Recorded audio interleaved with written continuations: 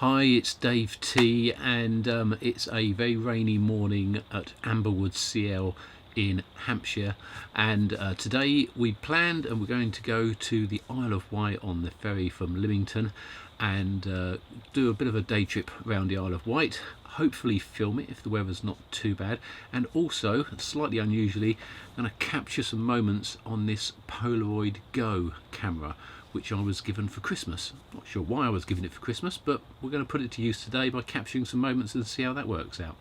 So looks like we're going to have to get out of the van into the rain and get down to Lymington. We've got a ferry to catch in about an hour and a half, but it's about a half-hour drive there, so hopefully we'll be there in plenty of time. Off we go.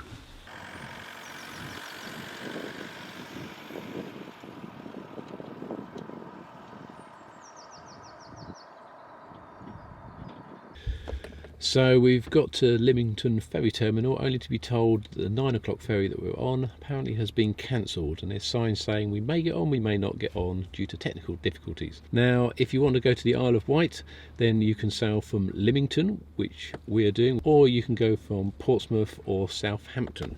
The trip is less than an hour, whichever one you use. I think it's about 40-45 minutes from Lymington. So while we're waiting, this Polaroid Go, as I say, I was given this for Christmas, and it's a bit of an unusual thing in terms of, yeah, it's a Polaroid camera. It's kind of USB rechargeable, but it is instant photos. And in this day and age, you've kind of got mobile phones and so on. The real unusual thing about this, or not unusual, but very different in this day and age, is that it costs about £1 per shot, and I only have 16 shots with me. So I'm going to try and capture various shots of today. It'll be interesting, and because of that cost, I'm not too tight, but yeah, it really does make you somewhat nervous or apprehensive about taking each shot, because we've only got so many, and it's not like digital where you can just take as many as you like. So we'll see how that goes, and perhaps take an initial shot of some depressed faces sitting waiting for a delayed ferry. It actually has a selfie mirror, which is actually the lens. It's got a mirror effect on the front of it, so you can actually see yourself for a selfie. So here goes, first one. This is costing £1.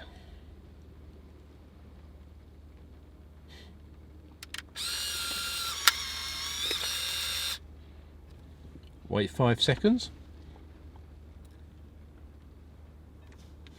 Flip this thing back, and apparently put that upside down somewhere and leave it to do its thing, and you don't shake it.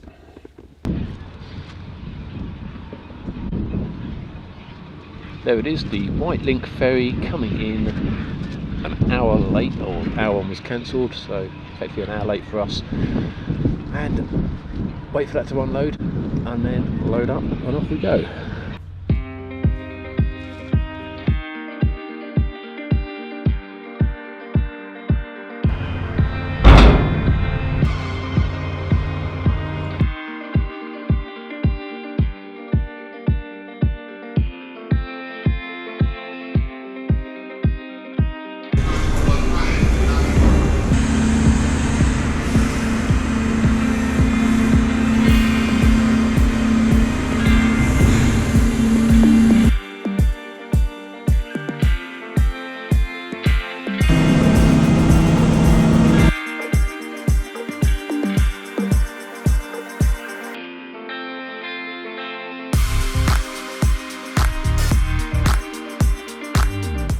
Okay, so far a bit of a disaster.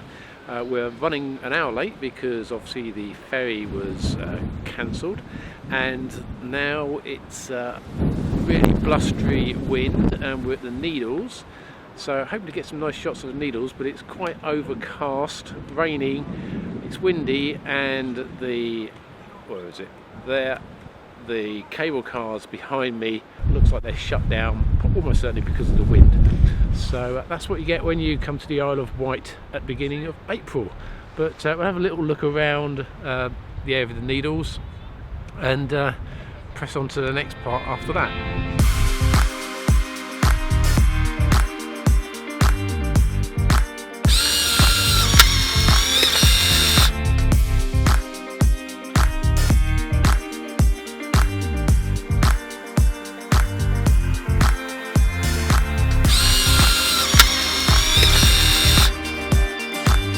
It's one of those days when absolutely nothing is going to plan, so with the weather and everything, we took the coastal road back round the southern side of the island, and on passing we saw a very picturesque looking town kind of built on the hillside called Ventnor, which was set up by the Victorians. It's a little seaside resort. So popped down here, had a bite to eat, got some photos of the food, see how well they turn out on the Polaroid, and we're back to the car now and see what next stop.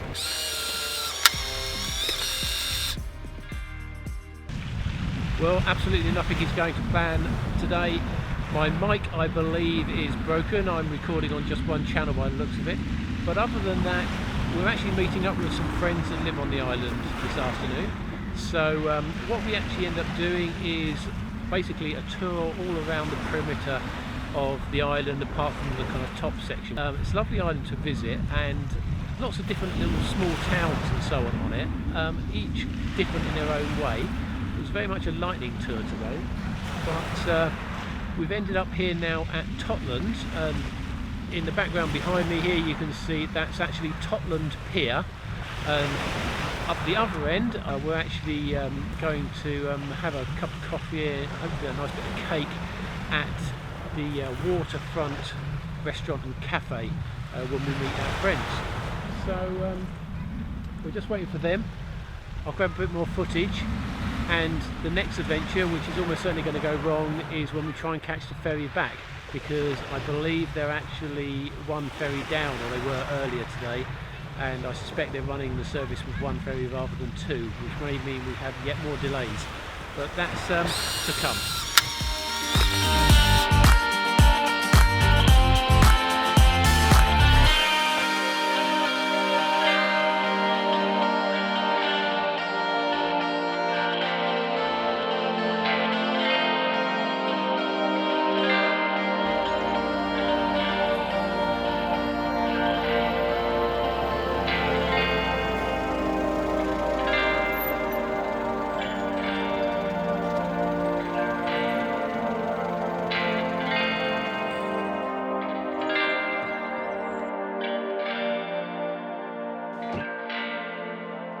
Well, that's the end of a long day driving around the Isle of Wight. As it turned out, we actually managed to get straight on a ferry on the way back. I think it was actually the ferry before the one we'd booked, and it was half empty, and they'd obviously fixed the mechanical problems that they had earlier in the day, so that was great. In terms of the Isle of Wight, very interesting, lovely island.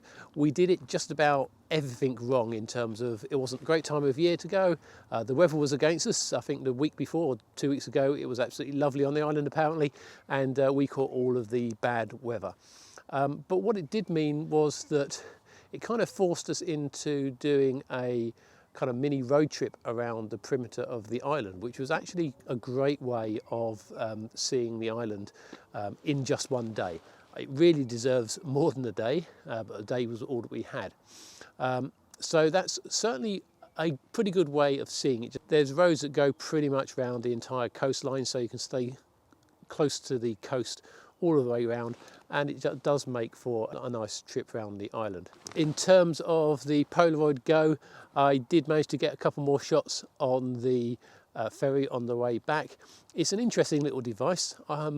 Shouldn't say too much because obviously it was a gift. I'm not entirely sure if it's for me, but it does make you kind of think about what you're taking, because obviously you are limited on shots, partly by cost and partly by how much film you actually take with you, which is kind of like the olden days, and perhaps that is a good thing. But in terms of quality, I don't think the photos out of it are that fantastic quality, certainly not in modern day terms, but I think that's part of the charm of it probably. They're very much like the old Polaroid photos back in the day, were never fantastic quality, but it's all about capturing that moment, and you do get these quite quirky little physical mementos and memories of the day, which is, I guess, what it's all about. Bit of an unusual video this for me. Just about everything that could go wrong did go wrong today, so I hope you've enjoyed it, and if you have, and if you liked it, then do please hit that like button. And if you're interested in seeing some of the other videos I make, which aren't necessarily quite like this, then please do consider subscribing to my channel. But most of all, thanks for watching.